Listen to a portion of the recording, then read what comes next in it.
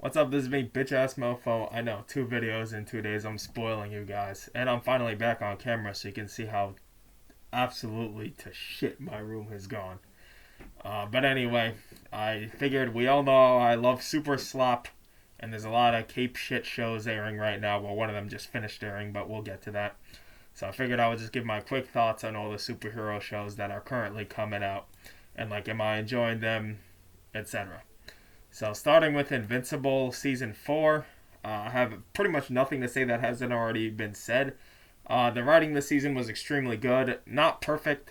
There's things I really don't like Eve just had nothing to do this season, and a lot of plots got sidelined. Like, I haven't seen anybody bring it up, but what happened to Ray?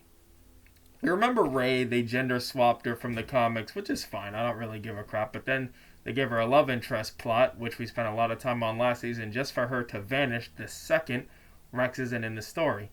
Really gives you the vibe that they gender swapped her just to give her a romantic interest with a man, and then write her out of the goddamn thing. So where's Ray? And we spent and there's a few other frustrating things this season. The Hell episode was absolutely like excruciating and the worst episode of the entire show. Easily, you're not going to hear any like contradictory like what, devil's advocate. There you go, perfect term for you. You're not going to hear any devil's advocate shit from me. Everybody agrees this episode sucks. I kind of see what they were going for. It's just a very on the nose way to get the message across. It's like you're getting beaten over the head with a stick. And when we're not doing anything thematic, it's just fight scenes that are kind of whatever and jokes that aren't funny for an hour. An hour. That is 1/8 of the season wasted. You know, that is a lot of time to spend not progressing the plot at all, or even developing the characters in an interesting way. Because I don't care about Satan or Damien Darkblood or even what's her name, Volcanica. I don't care about any of them. So that episode sucked. But then as soon as that's over with, the season just puts the foot on the gas, never takes it off. Episode 5 is contended for best episode in the whole thing. You got the Nolan and Debbie reunion, which is so improved from the comics, it's insane. You got the Conquest rematch, which it's gut-wrenching, if you catch my meaning. Then episode 6 I liked a lot. I like seeing Nolan and Oliver bond. Episode 7 is the big dumb fight. It was fine. I loved seeing Thrag do stuff, finally, after just standing around like a jackass holding his comfort skull all season. He finally gets to fight and show us why he's the leader of the Viltrumites, and he was... I like how this doesn't end with, like, in a cliche story, then Mark would get a big rage boost from seeing him, like, brutalize Oliver and Nolan, and then he would, like, maybe not beat Thrag, not at this point in the story, but at least put up some kind of a fight. But no, you don't get that in Invincible. He is just as feeble and unable to damage Thrag as ever. And that brings us to episode 8. A really, really great episode. Probably not quite at the heights of episode 5, but this is an episode that says, let's slow down and decompress after everything we've seen and just spend a lot of time in Mark's headspace after all the shit he's been through. He is fucked to hell. And my god, what a freaking powerful scene to end the season on. Both the final scene of the episode and the post-credit scene we get with Alan really get you excited about what's coming next for Invincible. So, again, sorry, haven't worn this thing in a while. No flaming hot takes here. It was a very, very, very good season of Invincible with one standout terrible episode. And then there was, it has its highs and lows like any season. Yes, the animation could be better. No, it's not because they're blowing all the budget on the voice actors. Don't be fucking stupid. It's because they gotta make one of these a year. If you want one season a year, you're gonna have to compromise somewhere. And in this case, it's the animation that's getting compromised. The only other option is the slave labor of like Mappa or, some of those like more egregious anime studios. And I would much rather get, some funny, gifable, like PNG sliding flight moments than have them resort to like Mappa levels of cracking the whip on the animators. So if you want one season a year, this is what the animation is going to look like. It's just not feasible otherwise, especially with some of the rumors swirling around about how they only have like 4 people on the post-processing or whatever. I don't know, I'm not an animation expert, but it sounds like they're very short.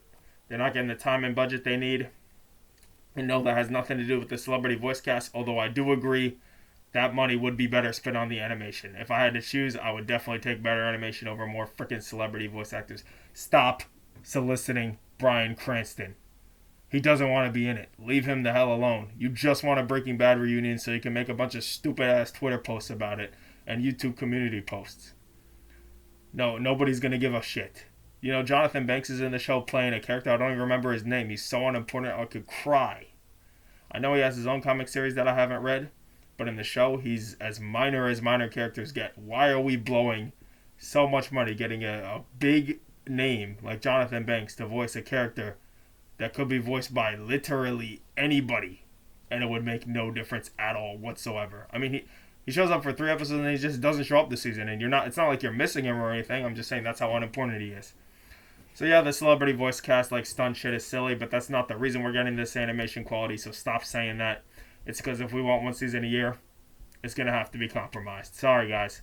Personally, I kind of don't super mind because the story's good enough to carry it, and I'm really, really, really tired of waiting 3 years between every season of shows that I enjoy. Like, every single show takes 3 years to come out now. I'm tired of it. Speaking of, moving on to The Boys, Season 5. So I don't think I've ever talked about The Boys on this channel. I have a tepid relationship with the show. I thought Season 1 was incredible, and I still do. I've gone back and rewatched some of those episodes and some of those scenes, and I could pretty much always get some enjoyment out of a good Boys Season 1 scene. But then Season 2 is like an immediate pretty big fall off, but the show's still fun. It's just it doesn't feel like it's going anywhere plot-wise anymore. And that's the problem. The thing is, the show never really recovered from that. Every season after Season 1 feels like it's not really progressing the plot so much. It feels like the characters are on a hamster wheel. The problem is that by hinging the story on killing Homelander, you've created the perfect way to write yourself into a corner every season, because their only real goal is kill Homelander at all costs. But you can't kill Homelander, then the show's over. Then you lose. And if you try to do the show without Homelander, nobody's going to freaking watch, because he's the best part of it by far. Even though his quality of writing has declined, along with the just everything quality over the seasons. So I thought Season 2 was whatever. Season 3 was back to being really good, not quite as good as Season 1, but it's entirely because of Jensen Ackles, Soldier Boy. Like, he carried the hell out of that season. If he wasn't in it, it would have just been another, whatever. Again, every season follows the same formula now.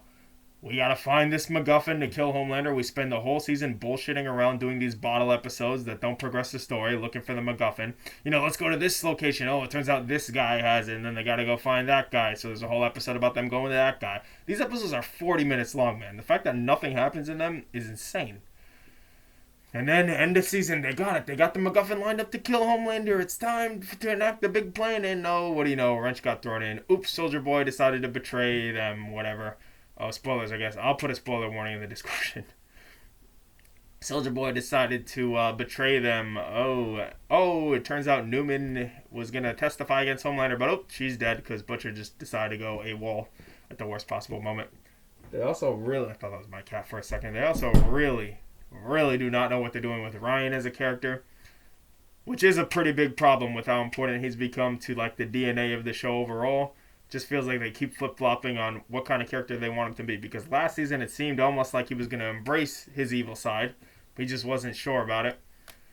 And then it seemed like he was going to come to the good side because Butcher and what's-her-name were convincing him, and then he just flipped out, killed what's-her-name, dipped, and now it seems like he's back on the side of good this season. He's even willing to die to kill Homelander, and I guess that brings us to Season 5, where I realize that in spite of everything I've said, I still like The Boys a lot. It is fun to watch week to week. It's just, Season 4 was easily the worst. Just nothing happened and so many painful episodes. The Huey's dad plot, I mean, you got a Oscar-worthy performance out of Simon Pegg for what? That didn't add much to Huey as a character. It didn't progress the story, at all. You got the bottle episode on the farm, which didn't progress the story at all. And pretty much nothing happens. You could watch episode 1, skip everything, go straight to episode 8, and not really miss out on much of substance. The only thing you'll be really missing out on... Actually, was the A-Train stuff even... Oh, God. Season 4 is just kind of a trying one for me to even talk about, because just so much nothing on. You got a Frenchie plot that goes nowhere. Glory to the IDF, by the way, since that whole shit came out about his actor recently. just so many plots to go nowhere. Even the Butcher plot, they have Butcher, like they have this bad habit of like one character gets separated from the group every season and then they're just doing their own thing while everybody else is together, and it's like, wow, I don't have a good sense of where the group dynamic stands. And finally that brings us to season 5. And somehow The Boys has a problem with status quo resets, where no matter how dire things get, there is some kind of magic piece of blackmail or something that the characters can use to just reset everything exactly to where it was at the start of the season and make you feel like you wasted your time. How many times have they done the thing where it's like, that's it, Homelander's hit his breaking point, there's absolutely nothing holding him back now, and then he kind of just went around, bullshitting around, dealing with the bureaucracy of doing the same crap he's been doing for 5 fucking seasons now. And season 5 opens with the Flight 37 video from way back in season 1, the OG blackmail on Homelander that got him to behave for 2.5 long seasons of nothing really happening, all because he's afraid for that to go public. They release it, and instead of going apeshit and killing everybody like he said he would, he kind of just, it's business as usual. He just says it's AI deepfake, which, fair enough. And it's just business as usual. And then, we're 4 episodes in and not much has really happened. Ryan took a shot at Homelander. It didn't go anywhere. And then he just healed up off screen and then he just dipped. I'm sure we'll see him again. And other than that, just not too much has happened. Soldier Boy's awake. He's much less entertaining now because he doesn't have to share. Like, the best scene with him is the one with him and Butcher because they're just amazing together. And he's been separated from Butcher all season. Instead, he's just bickering with frickin' Homelander for the whole season. Nothing's happening. And we get to episode 4, the latest one. And this is where I realized this show is just the worst I've ever seen when it comes to these bottle episodes that don't progress the story. We are in the final season. There's only 4 episodes left ever of The Boys. It's time for the wheels to start turning. So what do? We have a bottle episode where they are in a location. This is the same episode as the farm from last season. Let's go over it. The farm last season, you have a character that's separated from the group so they could reunite with an estranged family member. Last season was Hugh and his mom. This season it's Annie and her dad. And they even have roughly the same realization where it's like, oh, they left me, but they had their reasons for doing so. Which is, this show I could talk about for hours because there's just so much to unpack with some of these themes, like what's going on thematically and the Huey torture from last season. And that's not even getting into the political show, which doesn't really bother me personally. It is extremely on the nose to an almost comical degree, but then when you look at what's happening in real life, it's not that absurd, but I'm not going to dwell on that too much because that's not really where most of my problems with the show lie.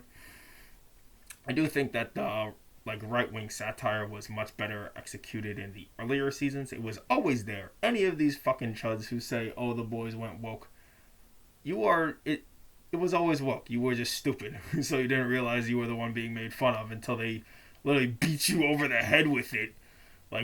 Push your head to the glass, push you right up to it, look at it, you're the one being made fun of. That's what you have to do with some of these people. That's how fucking low IQ they actually are. So season 5 episode 4 has them in a location where Annie's off doing her own thing with her dad, where they're getting pissed off because of these spores that are infecting them and making them fight each other. And this is a plot. I was just watching ReZero just earlier today, and they had a setup with an episode with an extremely similar setup where characters, because of an outside influence, are kind of airing their grievances with each other and getting angrier and angrier to the point where it's just out of character. Exactly the same setup, except with ReZero, a great show that I could make a whole video about. The characters were talking about things that have been bubbling under their surface for multiple seasons, set up for a while now.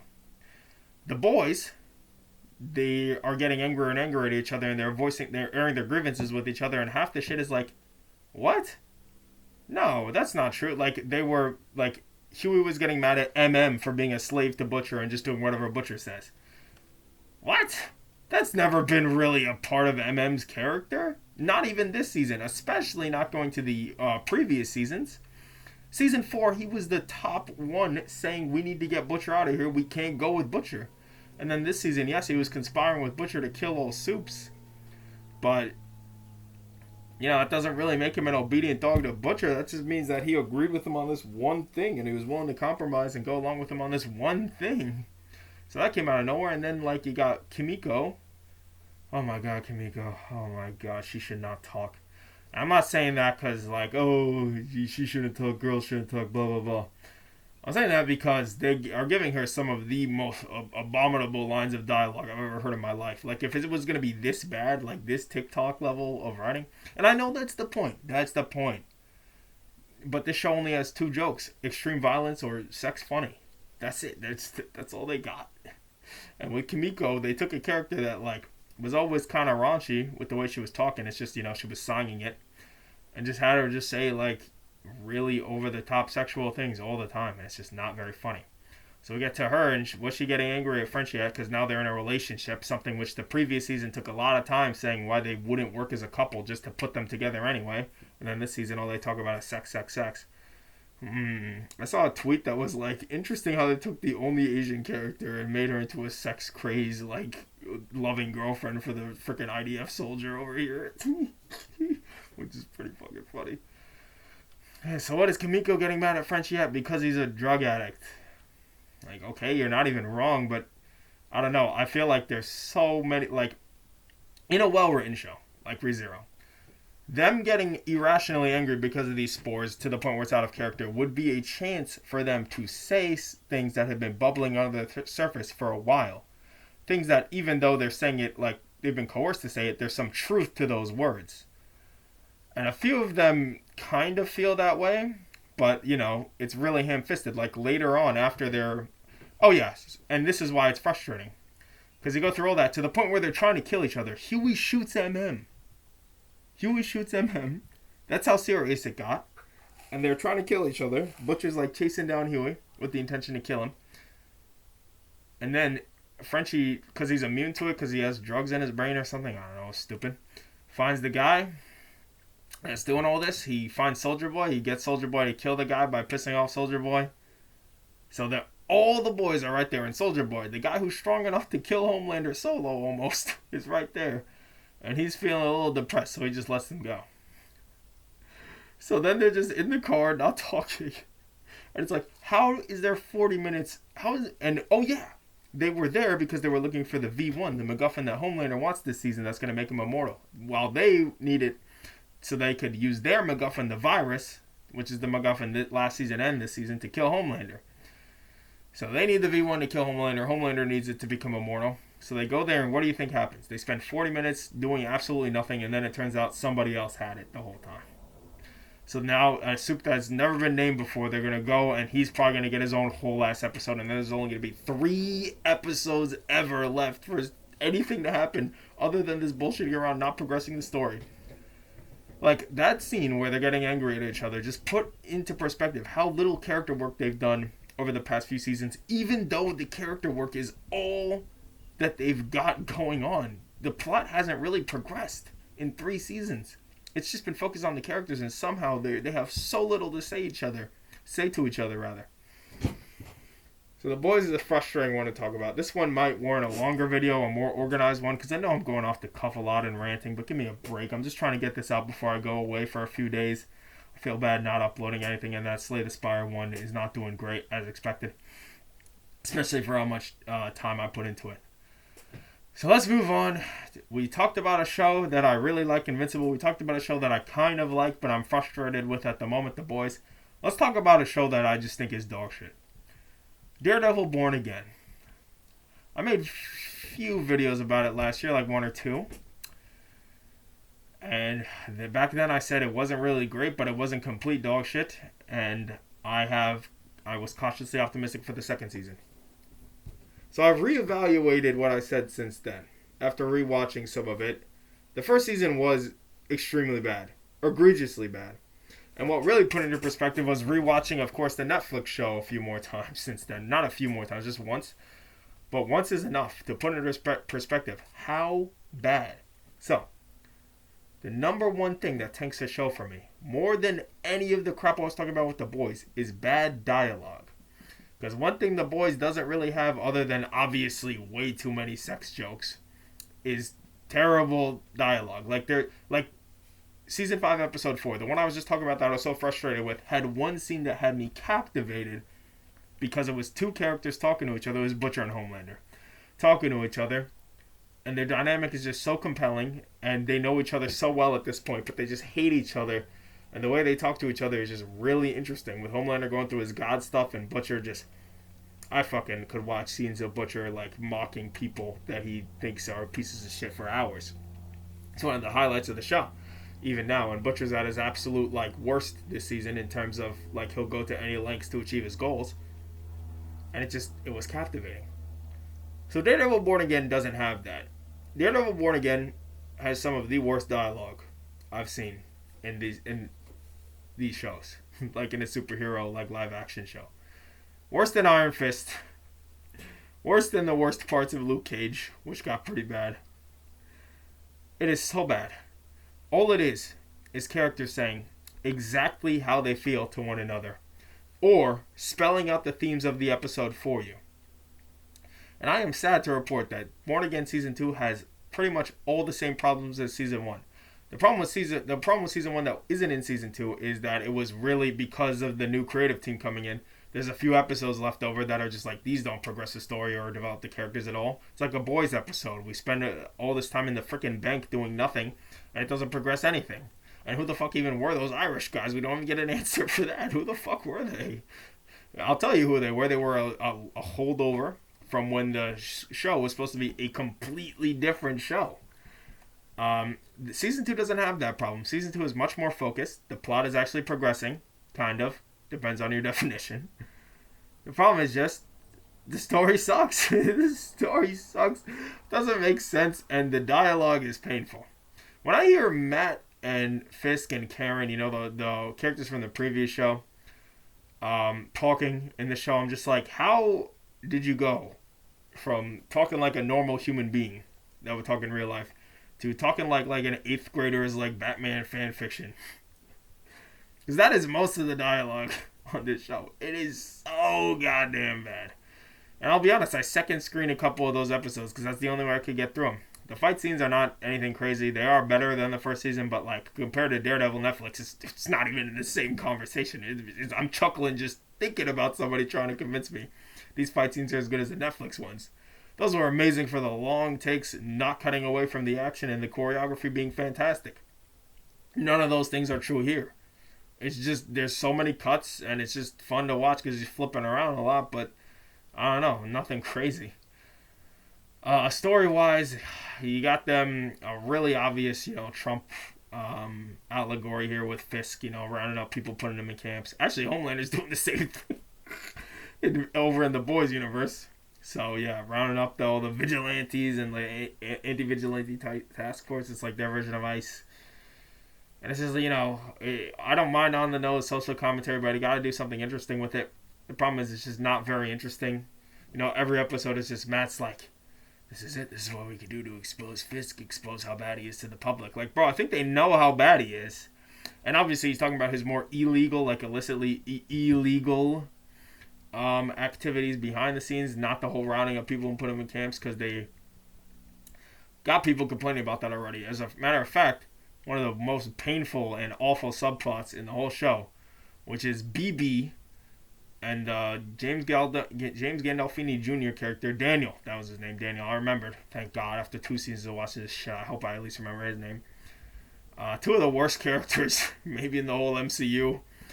Daniel is just weird because his dialogue is fucking terrible. Gandolfini Jr., I loved your father in The Sopranos, but you're not doing the best. You're probably, if you had good lines to work with, it would be one thing.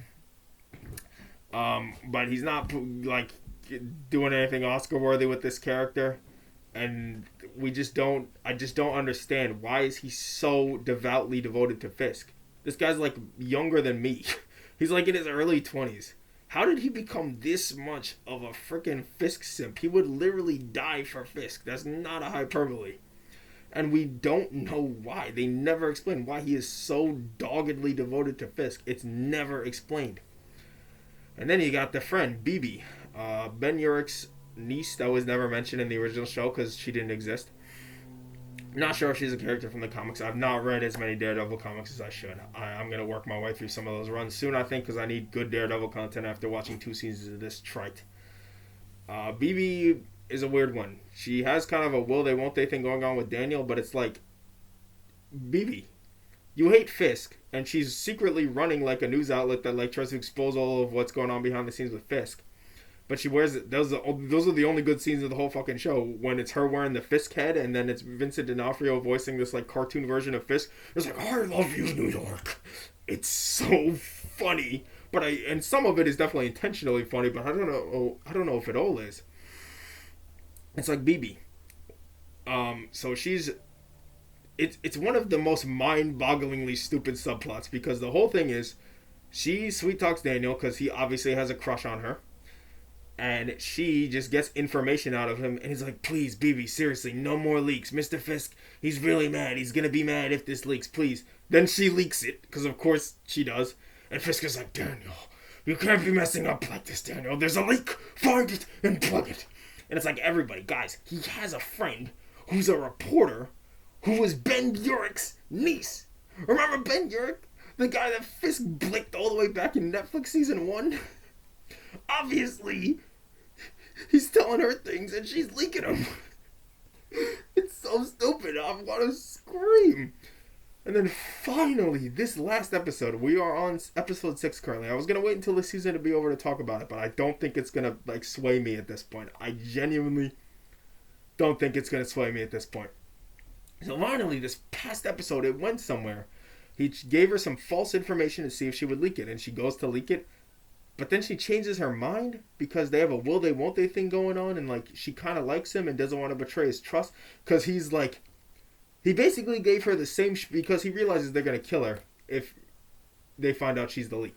So he gives her the same spiel as usual, but a little bit more heartfelt. He's like, all right, BB, I'll tell you. Like, he caves every single time. She asks him something. He's like, I really can't tell you. You know, Mr. Fisk wouldn't like it if I told you that. And she's like, please, I promise not to leak it. And he's like, oh, you seriously, you can't leak it? And she's like, I promise.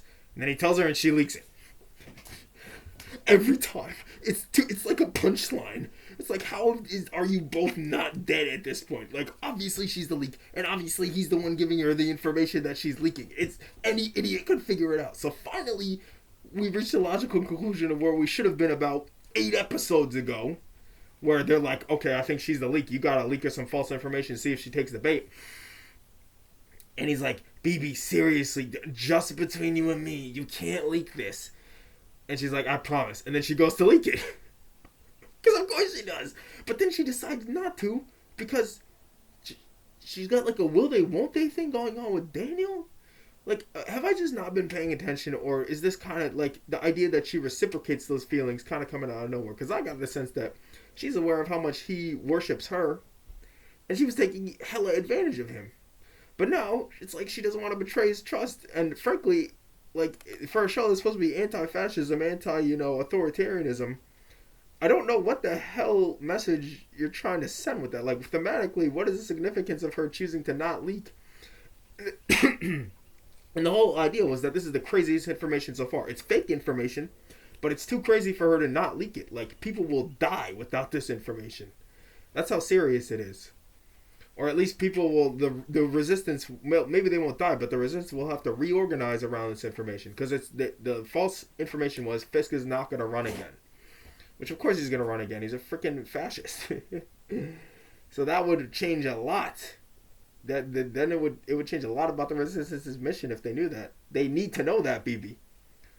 Just because you have a crush on a fascist for some reason doesn't mean, it's just because Daniel feels bad about it doesn't mean you could. And that is just like the C plot. The A plot with Matt and Karen is kind of even worse in a lot of ways, because these are two characters that used to be amazing.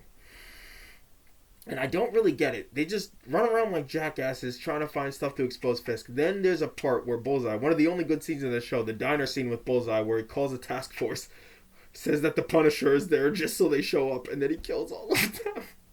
It was awesome. I love that scene. And, I forgot the actor's name, but he's so good as Bullseye.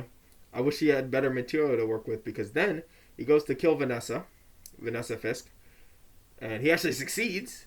She's in the hospital for a whole episode, and then she just freaking dies. And Fisk obviously sends people to kill him, because obviously, like, what do you think he's gonna do? He killed the guy with the car door because you embarrassed me in front of her. What do you think he's gonna do to the person who killed her? So then Matt decides to save him because he tried to kill him in the episode 1 of Born Again after he killed Foggy. So he's like, and he just says it. He just, like I said, all the dialogue is just saying exactly how characters feel or spelling shit out for the audience members that are asleep at the wheel. He's like, I'm trying to save you because I tried to kill you. That's like, okay, I guess I kind of get it. I feel like they misunderstood Matt's moral code from Daredevil Netflix. Because he's not like Batman. Like, he's not, he's much more lenient about the killing stuff, even back then. Like, remember the scene in Daredevil Netflix when he paralyzed the guy completely unintentionally? And Claire's like, you could have killed that guy easily. He's like, yeah, but I didn't. And she's like, well, he's never going to walk again. He's like, well, then don't do crime. It's like Matt, and you could say, oh, well, he's developed a lot since then. You know, he's changed his stance on killing. Okay, but we didn't see that, did we? We got a bunch of bullshitting around with, oh, Mr. Fisk this and Mr. Fisk that. And Matt with the terrible therapist character from last season. This is one of the most confusing characters ever. Unfortunately, I do have to be like, this is exactly the kind of character where she's going to have people who hate her just because she's a woman and how she's written. And unfortunately, I have to side with them. Not because she's a woman, but because she's terribly written and I don't know what her character arc is. Last season, she decided to break up with Matt, who she ostensibly was in love with, to work for Fisk. Somebody who had Matt's best friend killed, as far as they knew. So she chooses Fisk over Matt for no reason. Like, I don't understand why. Even though I watched all of last season, I don't understand why she would choose Fisk over Matt. Now she's with Fisk. And she's having, like, PTSD from the Muse situation last season. And I don't understand where she's going. And all of her scenes feel like a waste of time. Now she's having a romance thing going on with Buck, whoever that is, you know, is a Born Again character. There actually was a video I meant to make, and I might still make it, about how Born Again is like an existential horror. Like, you ever seen a story where somebody wakes up in a life they don't remember, and a bunch of people they don't recognize, and, like, they just treat them like, oh yeah, hey, what's up? How you doing? We've always been best friends. How you doing, bitch ass mofo? We've always been friends. And it's like they dap you up and you dap them up, but you're like, I don't know who the fuck you are. But they're treating you like an old friend. That's what the new characters in Born Again feel like. You know, Cherry, what's her name? Kirsten, Buck. Like, who are these people? I didn't watch Hawkeye or Echo.